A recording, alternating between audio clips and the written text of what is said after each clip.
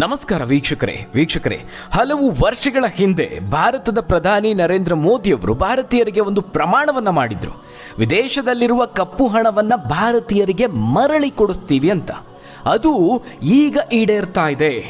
ಪ್ರಧಾನಿಯಾಗಿ ನರೇಂದ್ರ ಮೋದಿಯವರ 3 ಅವಧಿಯಲ್ಲಿ ಇದೊಂದು ಅತಿ ದೊಡ್ಡ ಕಾರ್ಯಾಚರಣೆಗೆ ಭಾರತ ಸಾಕ್ಷಿ ಆಗ್ತಾ ಇದೆ.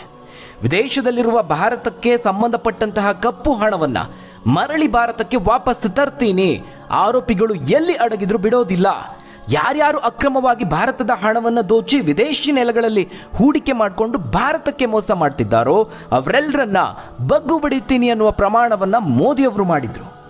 ಆ ಒಂದು ಸಾಹಸಕ್ಕೆ ಕೈ ಹಾಕಿ ಭಾರತ ಈಗ ಯಶಸ್ವಿ ಆಗ್ತಾ ಇದೆ. ಸಾವಿರ ಕೋಟಿ ಹಣವನ್ನ ಭಾರತ ಮುಟ್ಟುಗೋಲು ಹಾಕ್ಕೊಂಡಿದೆ. ಈ ಒಂದು ಮೆಗಾ ಆಪರೇಷನ್ ಈಗ ದೇಶಾದ್ಯಂತ ಸದ್ದು ಮಾಡ್ತಾ ಇದೆ. ಸದ್ದಿಲ್ಲದೆ ಭಾರತ ಸರ್ಕಾರ ತಾನು ಹೇಳಿದಂತೆ ಕೆಲಸವನ್ನ ಮಾಡಿ ಮುಗಿಸಿದೆ. ಅದರ ಡೀಟೇಲ್ಸ್ ಅನ್ನು ಕೇಳಿದ್ರೆ ಇಷ್ಟೊಂದು ಅಕ್ರಮ ಆಸ್ತಿನ ಅಂತ ನೀವು ಶಾಕ್ ಆಗ್ತೀರಾ. ಜೊತೆಗೆ ಮೋದಿ ನೇತೃತ್ವದ ಸರ್ಕಾರಕ್ಕೆ ನೀವು ಸಹ ಶ್ಲಾಘನೆ ವ್ಯಕ್ತಪಡಿಸ್ತೀರಾ. ಹಾಗಾದ್ರೆ ಅಷ್ಟಕ್ಕೂ ನರೇಂದ್ರ ಮೋದಿ ಅವರು ಮಾಡಿದಂತಹ ಕರಾಮತ್ತೇನು, ಸರ್ಕಾರ ಕೈಗೊಂಡಂತಹ ಈ ಒಂದು ಆಪರೇಷನ್ ಏನು ಗೊತ್ತಾ?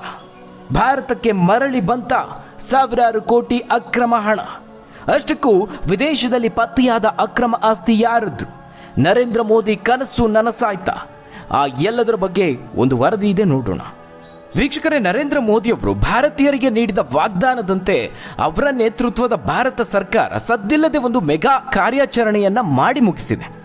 ಜಾರಿ ನಿರ್ದೇಶನಾಲಯದ ಅಧಿಕಾರಿಗಳು ಅಂದರೆ ಇಡಿ ಅಧಿಕಾರಿಗಳ ಕಾರ್ಯಕ್ಕೆ ಭಾರೀ ಮೆಚ್ಚುಗೆ ವ್ಯಕ್ತವಾಗ್ತಾ ಇದೆ. ಆರ್ಥಿಕ ಅಪರಾಧಿಗಳನ್ನು ಬಗ್ಗು ಬಡಿಯೋದಕ್ಕೆ ಕೇಂದ್ರ ಸರ್ಕಾರ ನಿರಂತರವಾಗಿ ಶ್ರಮಿಸ್ತಾ ಇದೆ. ಅದರ ಭಾಗವಾಗಿಯೇ ಈ ಒಂದು ಕೆಲಸ ನಡೆದಿದೆ. ಅಂದರೆ ಇದೇ ನಿನ್ನೆ ಮೊನ್ನೆ ವಿಚಾರ ಅಲ್ಲ. ಇದೇ ರೀತಿಯಾಗಿ ಇತ್ತೀಚೆಗಷ್ಟೇ ವಿಜಯ ಮಲ್ಯ ಅವರ ಆಸ್ತಿಯನ್ನು ಮುಟ್ಟುಗೋಲು ಹಾಕ್ಕೊಂಡಿದ್ದೀವಿ ಅಂತ ನಿರ್ಮಲಾ ಸೀತಾರಾಮನ್ ಅವರು ಹೇಳಿದರು. ಕಳೆದ 2024 ಡಿಸೆಂಬರ್ನಲ್ಲಿ ಕೇಂದ್ರ ಸಚಿವೆ ನಿರ್ಮಲಾ ಸೀತಾರಾಮನ್ ಅವರು ಭಾರತೀಯ ಬ್ಯಾಂಕ್ನಲ್ಲಿ ಸಾಲವನ್ನು ಮಾಡಿ ವಿದೇಶಕ್ಕೆ ಪಲಾಯನ ಮಾಡಿದ್ದ ವಿಜಯ್ ಮಲ್ಯ ಅವರ 14,000 ಕೋಟಿ ರೂಪಾಯಿ ಆಸ್ತಿಯನ್ನು ಮುಟ್ಟುಗೋಲು ಹಾಕ್ಕೊಂಡು ಅದನ್ನು ಬ್ಯಾಂಕುಗಳಿಗೆ ವಾಪಸ್ ಕೊಡಿಸಲಾಗಿದೆ ಅಂತ ಲೋಕಸಭೆಗೆ ಹೇಳಿದ್ರು. ಅಂದರೆ ಪರಾರಿಯಾಗಿರುವ ಉದ್ಯಮಿ ವಿಜಯ್ ಮಲ್ಯ ಅವರ ಆಸ್ತಿ ಮಾರಾಟದಿಂದ ಸಾರ್ವಜನಿಕ ವಲಯದ ಬ್ಯಾಂಕುಗಳು ಈ 14,000 ಕೋಟಿ ರೂಪಾಯಿಯನ್ನು ವಸೂಲಿ ಮಾಡಿಕೊಂಡಂತಾಯಿತು. ಆದರೆ ಕೇಂದ್ರದ ಈ ಒಂದು ಕ್ರಮದ ವಿರುದ್ಧ ಉರಿದು ಬಿದ್ದಂತಹ ವಿಜಯ್ ಮಲ್ಯ, ನಾನೇನು ಸಾಲ ತಗೊಂಡಿದ್ದೆ ಅದಕ್ಕೂ 2-3 ಪಟ್ಟು ನನ್ನಿಂದ ವಸೂಲಿ ಮಾಡಿಕೊಂಡಿದ್ದಾರೆ, ಇದು ಅನ್ಯಾಯ ಅಲ್ವಾ? ಸಾಲ ವಸೂಲಿ ಆದಮೇಲೆ ನಾನು ಇನ್ನೂ ಆರ್ಥಿಕ ಅಪರಾಧಿನಾ ಅಂತ ನಿರ್ಮಲಾ ಸೀತಾರಾಮನ್ ಅವರನ್ನು ಪ್ರಶ್ನೆ ಮಾಡಿದರು. ಆ ಮಟ್ಟಿಗೆ ಕೇಂದ್ರ ಸರ್ಕಾರ ಇವರಿಗೆಲ್ಲ ಬಿಸಿ ಮುಟ್ಟಿಸ್ತಾ ಇದೆ. ಅಷ್ಟು ಮಾತ್ರ ಅಲ್ಲ, ಈ ರೀತಿಯಾಗಿ ಆರ್ಥಿಕ ಅಪರಾಧಿಗಳ ವಿರುದ್ಧ ಹೋರಾಟವನ್ನು ಮುಂದುವರಿಸುವುದಾಗಿ ಇದೇ ನಿರ್ಮಲಾ ಸೀತಾರಾಮನ್ ಅವರು ಶಪಥ ಮಾಡಿದರು. ವೀಕ್ಷಕರೇ, ಈಗ ಕೇಂದ್ರದ ಮತ್ತೊಂದು ಹೋರಾಟಕ್ಕೆ ಫಲ ಸಿಕ್ಕಿದೆ. ಮೋದಿಯವರ ಅವಧಿಯಲ್ಲಿ ಆರ್ಥಿಕ ಅಪರಾಧಿಗಳ ವಿರುದ್ಧದ ಒಂದು ಅತಿ ದೊಡ್ಡ ಆಪರೇಷನ್ ಇದು. ಯಾಕಂದರೆ ಜಪ್ತಿ ಮಾಡಿರೋದು, ಫ್ರೀಸ್ ಮಾಡಿರೋದು 1-2 ಕೋಟಿ ಅಲ್ಲ, ಬರೋಬ್ಬರಿ 16,000 ಕೋಟಿ ರೂಪಾಯಿ. ವಿದೇಶದಲ್ಲಿರುವ ಅಕ್ರಮ ಆಸ್ತಿಗಳು ಅಂದರೆ ಭಾರತಕ್ಕೆ ಸಂಬಂಧಪಟ್ಟ ಕಂಪನಿಗಳಾಗಿರಬಹುದು, ದೊಡ್ಡ ದೊಡ್ಡ ವ್ಯಾಪಾರಿಗಳಾಗಿರಬಹುದು, ಭಾರತದಿಂದ ಅಕ್ರಮವಾಗಿ ವಿದೇಶದಲ್ಲಿ ಹೂಡಿಕೆ ಮಾಡಿದರು. ಅಷ್ಟು ಮಾತ್ರ ಅಲ್ಲ, ಇಲ್ಲಿನ ಬ್ಯಾಂಕುಗಳಿಗೆ ಮೋಸ ಮಾಡಿ ಸುಳ್ಳು ದಾಖಲೆಗಳನ್ನು ಸೃಷ್ಟಿಸಿ ಸಾಲವನ್ನು ಪಡೆದು ವಿದೇಶದಲ್ಲಿ ಹೂಡಿಕೆ ಮಾಡಿ ಅದು ಸಹ ಅಕ್ರಮ ಹಣ ವರ್ಗಾವಣೆ ಮಾಡಿಕೊಂಡು ಇಲ್ಲಿನ ಬ್ಯಾಂಕುಗಳಿಗೆ ಸಾಲ ಮರುಪಾವತಿ ಮಾಡದೆ ಅಧಿಕಾರಿಗಳ ಕಣ್ಣಿಗೆ ಮಣ್ಣೆರಚಿ ವಿದೇಶಕ್ಕೆ ಪಲಾಯನ ಮಾಡಿದರು. ಈ ರೀತಿಯಾಗಿ ಭಾರತಕ್ಕೆ ಅತೀ ಬೇಕಾದಂತಹ ಅಂದರೆ ಮೋಸ್ಟ್ ವಾಂಟೆಡ್ ಆರ್ಥಿಕ ಅಪರಾಧಿಗಳು ಸಾಕಷ್ಟು ಜನ ಇದ್ದಾರೆ. ಅವರ ವಿರುದ್ಧದ ಹೋರಾಟ ಇದು. ಈ ರೀತಿಯ ಅಕ್ರಮ ಹಣವನ್ನೇ ಮತ್ತೆ ವಾಪಸ್ ತರ್ತೀವಿ ಅಂತ ಮೋದಿಯವರು ಸಹ ಹಲವು ವರ್ಷಗಳ ಹಿಂದೆ ಶಪಥ ಮಾಡಿದ್ದು. ಪಾತಾಳದಲ್ಲಿ ಅಡಗಿದ್ರು ಅವರನ್ನು ಬೆನ್ನಟ್ಟಿ ಹುಡುಕಿ ತರ್ತೀವಿ ಅನ್ನುವ ಮಾತನ್ನು ಕೊಟ್ಟಿದ್ರು. ಮೋದಿಯವರ ಆ ಮಾತುಗಳನ್ನೇ ಕಾಂಗ್ರೆಸ್ ನಿರಂತರವಾಗಿ ಟೀಕೆ ಮಾಡ್ತಾ ಬಂದಿದೆ. ಯಾಕಂದರೆ ಮೋದಿಯವರ ಅವಧಿಯಲ್ಲೇ ಈ ರೀತಿಯ ಉದ್ಯಮಿಗಳು ವಿದೇಶಕ್ಕೆ ಪಲಾಯನ ಮಾಡಿದ್ರು. ವಿಜಯ್ ಮಲ್ಯ, ನೀರವ್ ಮೋದಿಯಂತಹ ಆರ್ಥಿಕ ಅಪರಾಧಿಗಳನ್ನು ಪಲಾಯನ ಮಾಡೋಕೆ ಬಿಟ್ಟು ಈಗ ಕಪ್ಪು ಹಣ ವಾಪಸ್ ತರ್ತೀವಿ ಅಂತ ಸುಳ್ಳು ಯಾಕೆ ಹೇಳ್ತೀರಾ ಅಂತ ಟೀಕೆ ಮಾಡ್ತಾ ಇದ್ರು. ಆದರೆ ವೀಕ್ಷಕರೇ, ನಿಜ ವಿಚಾರ ಏನಪ್ಪ ಅಂದರೆ ಈ ಆರ್ಥಿಕ ಅಪರಾಧಿಗಳಿಗೆ ಸಾಲ ಕೊಟ್ಟಿದ್ದು ಕಾಂಗ್ರೆಸ್ ನೇತೃತ್ವದ UPA ಸರ್ಕಾರದ ಅವಧಿಯಲ್ಲಿ. ಈ ರಾಜಕೀಯ ವಿಚಾರಗಳು ಏನೇ ಆಗಿದ್ರೂ ಮೋದಿಯವರಿಗೆ ಈ ಚದುರಂಗದಾಟದಲ್ಲಿ ಯಾವ ಕಾಯಿಯನ್ನು ಯಾವಾಗ ಚಲಿಸಬೇಕು ಅನ್ನೋದು ಬಹಳ ಚೆನ್ನಾಗಿ ಗೊತ್ತಿದೆ. ಈ ಮೆಗಾ ಆಪರೇಷನ್ ಮೂಲಕ ಅದಕ್ಕೆಲ್ಲ ತಕ್ಕ ಉತ್ತರವನ್ನು ಕೊಡ್ತಿದ್ದಾರೆ. ಟೀಕಾಕಾರರ ಬಾಯಿ ಮುಚ್ಚಿಸುವ ಕೆಲಸ ಆಗ್ತಾ ಇದೆ. ಹಾಗಾದರೆ ಏನೇನೆಲ್ಲ ಆಗ್ತಾ ಇದೆ?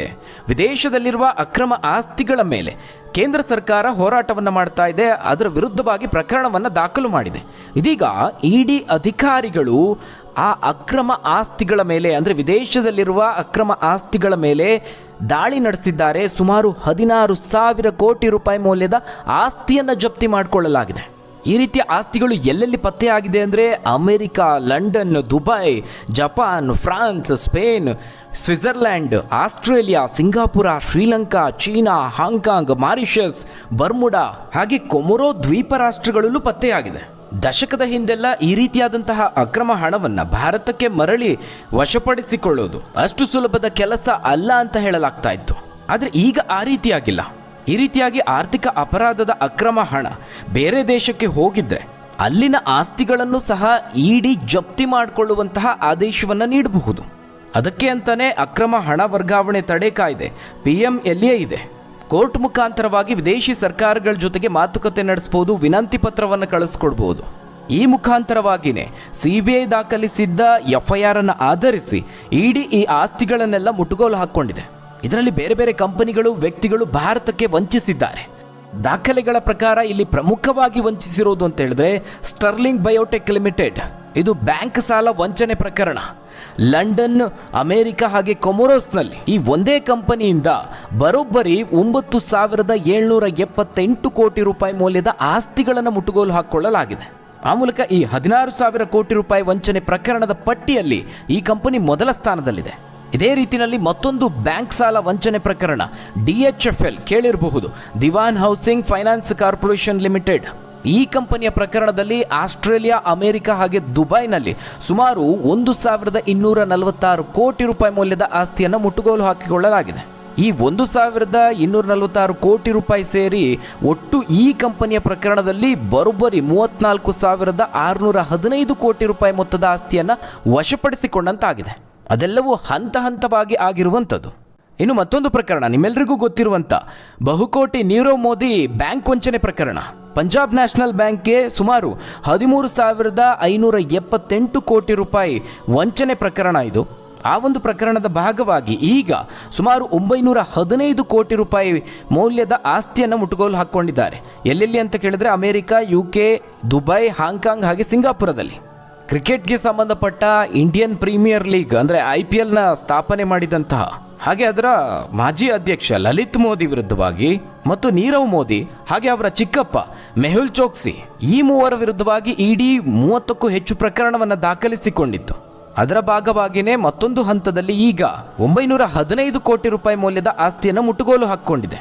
ಇದೇ ರೀತಿಯಲ್ಲಿ ಬೇರೆ ಬೇರೆ ಕಂಪನಿಗಳು, ವ್ಯಕ್ತಿಗಳು ಬೇರೆ ಬೇರೆ ರೂಪದಲ್ಲಿ ಭಾರತಕ್ಕೆ ವಂಚಿಸಿದ್ದಾರೆ. ಅವರೆಲ್ಲರ ವಿದೇಶಿ ಆಸ್ತಿಗಳನ್ನು ಈಗ ಇಡಿ ಫ್ರೀಸ್ ಮಾಡಿದೆ. ಬೇರೆ ಬೇರೆ ಕಂಪನಿಗಳು ಬಿಟ್ಕಾಯಿನ್ ಹಾಗೆ ಇತರ ಕ್ರಿಪ್ಟೋ ಕರೆನ್ಸಿಗಳ ಮುಖಾಂತರವಾಗಿ ಸಹಕಾರಿ ಲಿಮಿಟೆಡ್ನಲ್ಲಿ ಅಧಿಕಾರಿಗಳು ಮೋಸ ಎಸಗಿರುವಂಥದ್ದು, ಅದೇ ರೀತಿಯಲ್ಲಿ ಚಿಟ್ ಫಂಡ್ ರೂಪದಲ್ಲಿ ಭಾರತೀಯರಿಗೆ ಮೋಸ ಮಾಡಿದ್ದು, ಆನ್ಲೈನ್ ಗೇಮಿಂಗ್ ರೂಪದಲ್ಲಿ ಹಗರಣ, ಫಾರೆಕ್ಸ್ ಟ್ರೇಡಿಂಗ್ನಲ್ಲಿ ಹಗರಣ, ಈ ರೀತಿಯಾಗಿ ಬೇರೆ ಬೇರೆ ಮಾರ್ಗದಲ್ಲಿ ಬೇರೆ ಬೇರೆ ಕಂಪನಿಗಳು ವಂಚಿಸಿದ್ದಾರೆ. ಅದರಲ್ಲಿ ಪ್ರಮುಖವಾಗಿ ಬ್ಯಾಂಕ್ ಸಾಲದ ಮೋಸ. ಈಗ ಇಡಿ ಅವರ ವಿದೇಶಿ ಬ್ಯಾಂಕ್ ಅಕೌಂಟ್ಗಳನ್ನು ಸೀಸ್ ಮಾಡಿಸಿದೆ. ಅಪಾರ್ಟ್ಮೆಂಟ್, ಐಷಾರಾಮಿ ಹೋಟೆಲ್ಗಳು, ಕಟ್ಟಡಗಳು, ಜಮೀನು ಈ ರೀತಿಯಾಗಿ ಬೇರೆ ಬೇರೆ ಚರಾಸ್ತಿಗಳನ್ನು ಮುಟ್ಟುಗೋಲು ಹಾಕ್ಕೊಂಡಿದೆ. ವೀಕ್ಷಕರೇ, ಇವೆಲ್ಲವೂ ಭಾರತೀಯರ ಹಣ. ಅದು ಈಗ ಭಾರತ ಸರ್ಕಾರದ ಪಾಲಾದರೆ ಭಾರತೀಯರಿಗೆ ಸಿಕ್ಕಂತೆ. ಇನ್ನು ವೀಕ್ಷಕರೇ, ಕೇವಲ ಇವರುಗಳ ಅಕ್ರಮ ಹಣ ಮಾತ್ರ ಅಲ್ಲ, ಭಾರತಕ್ಕೆ ವಂಚಿಸಿ ಇವರೆಲ್ಲ ವಿದೇಶದಲ್ಲಿ ತಲೆಮರೆಸಿಕೊಂಡಿದ್ದಾರೆ. ಅವರನ್ನು ಅಲ್ಲಿನ ಸರ್ಕಾರಗಳ ಜೊತೆಗೆ ಮಾತನಾಡಿ ಭಾರತಕ್ಕೆ ಅವರನ್ನು ಹಸ್ತಾಂತರಿಸುವ ಬಗ್ಗೆನೂ ಚರ್ಚೆ ನಡೀತಾ ಇದೆ. ಈ ರೀತಿಯಾಗಿ ಭಾರತಕ್ಕೆ ಬೇಕಾದಂತಹ ಮೋಸ್ಟ್ ವಾಂಟೆಡ್ ಆರೋಪಿಗಳು ಯಾರು ಅಂತ ಕೇಳಿದ್ರೆ ಅದರಲ್ಲಿ ಪ್ರಮುಖವಾಗಿ ಕಾಣಿಸಿಕೊಳ್ಳೋದು ನೀರವ್ ಮೋದಿ. ಪಂಜಾಬ್ ನ್ಯಾಷನಲ್ ಬ್ಯಾಂಕ್ನಲ್ಲಿ ಸಾಲ ಮಾಡಿ ವಿದೇಶಕ್ಕೆ ಪರಾರಿಯಾದರು. ಡೈಮಂಡ್ ವ್ಯಾಪಾರಿಯಾಗಿರುವ ನೀರವ್ ಮೋದಿ ಹಾಗೆ ಅವರ ಚಿಕ್ಕಪ್ಪ ಮೆಹುಲ್ ಚೋಕ್ಸಿ 2018ರಲ್ಲಿ ಭಾರತದಿಂದ ಪಲಾಯನ ಮಾಡ್ತಾರೆ. ಅದೇ ವರ್ಷದಲ್ಲಿ ನೀರವ್ ಮೋದಿಯನ್ನ ಲಂಡನ್ನಲ್ಲಿ ಬಂಧಿಸಲಾಯಿತು. ಇನ್ನು ಮೆಹುಲ್ ಚೋಕ್ಸಿ ಆಂಟಿಗುವಾ ಪ್ರಜೆ ಆಗಿದ್ದಾರೆ. ಅವರನ್ನು ಭಾರತಕ್ಕೆ ಹಸ್ತಾಂತರಿಸುವಂತಹ ಪ್ರಯತ್ನಗಳು ನಡೀತಾ ಇದೆ. ಇನ್ನು ವಿಜಯ್ ಮಲ್ಯ ಪ್ರಕರಣ ನಿಮ್ಮೆಲ್ಲರಿಗೂ ಗೊತ್ತಿರುವಂಥದ್ದು. ಬರೋಬ್ಬರಿ 9,000 ಕೋಟಿಗೂ ಹೆಚ್ಚು ಸಾಲದ ಹೊರೆ ಪ್ರಕರಣವನ್ನು ಎದುರಿಸ್ತಿದ್ದಾರೆ. 2016ರಲ್ಲಿ ಇವರು ಭಾರತದಿಂದ ಪಲಾಯನ ಮಾಡ್ತಾರೆ. ಸದ್ಯ ವಿಜಯ್ ಮಲ್ಯ ಲಂಡನ್ ಪ್ರಜೆ ಆಗಿದ್ದಾರೆ. ಇನ್ನು ಅವರ ಕಂಪನಿ ಕಿಂಗ್ ಫಿಶರ್ ಏರ್ಲೈನ್ಸ್ ಪತನದ ನಂತರದಲ್ಲಿ ಈ ಒಂದು ವಂಚನೆ ಪ್ರಕರಣದಲ್ಲಿ ಭಾರತಕ್ಕೆ ಮೋಸ್ಟ್ ವಾಂಟೆಡ್ ಅನಿಸ್ಕೊಂಡಿದ್ದಾರೆ. ಇನ್ನು 2019ರಲ್ಲಿ ಇವರನ್ನು ಪರಾರಿಯಾದ ವ್ಯಕ್ತಿ ಅಂತ ಘೋಷಿಸಲಾಗಿದೆ. ಇವರೆಲ್ಲ ಆರ್ಥಿಕ ಅಪರಾಧ ಎಸಗಿ ಪಲಾಯನ ಮಾಡಿರುವ ಪ್ರಮುಖರುಗಳು. ಒಟ್ಟಾರೆಯಾಗಿ ಈ ಎಲ್ಲ ಅಕ್ರಮ ಹಣವನ್ನು ಹಂತ ಹಂತವಾಗಿ ಇಡಿ ಮುಟ್ಟುಗೋಲು ಹಾಕಿಕೊಳ್ತಾ ಇದೆ. ಭಾರತದಲ್ಲಿನ ಆಸ್ತಿಗಳು ಹಾಗೆ ವಿದೇಶದಲ್ಲಿರುವ ಆಸ್ತಿಗಳು ಹಂತ ಹಂತವಾಗಿ ಕೇಂದ್ರ ಸರ್ಕಾರ ಇವರುಗಳ ವಿರುದ್ಧವಾಗಿ ಕ್ರಮ ಕೈಗೊಳ್ತಾ ಇದೆ. ಹಾಗಾದರೆ ವೀಕ್ಷಕರೇ, ಈ ಬಗ್ಗೆ ನೀವೇನಂತೀರಾ? ಈ ಹಿಂದೆ ಹೇಳಿದಂತೆ ಭಾರತದ ವಿದೇಶದಲ್ಲಿರುವ ಹಣ ಮರಳಿ ಭಾರತಕ್ಕೆ ಬರ್ತಾ ಇದೆ. ಈ ಬಗ್ಗೆ ನೀವೇನಂತೀರಾ? ನಿಮ್ಮ ಅನಿಸಿಕೆ ಅಭಿಪ್ರಾಯವನ್ನು ಕಮೆಂಟ್ ಮೂಲಕವಾಗಿ ತಿಳಿಸಿ. ಧನ್ಯವಾದಗಳು ವೀಕ್ಷಕರೇ.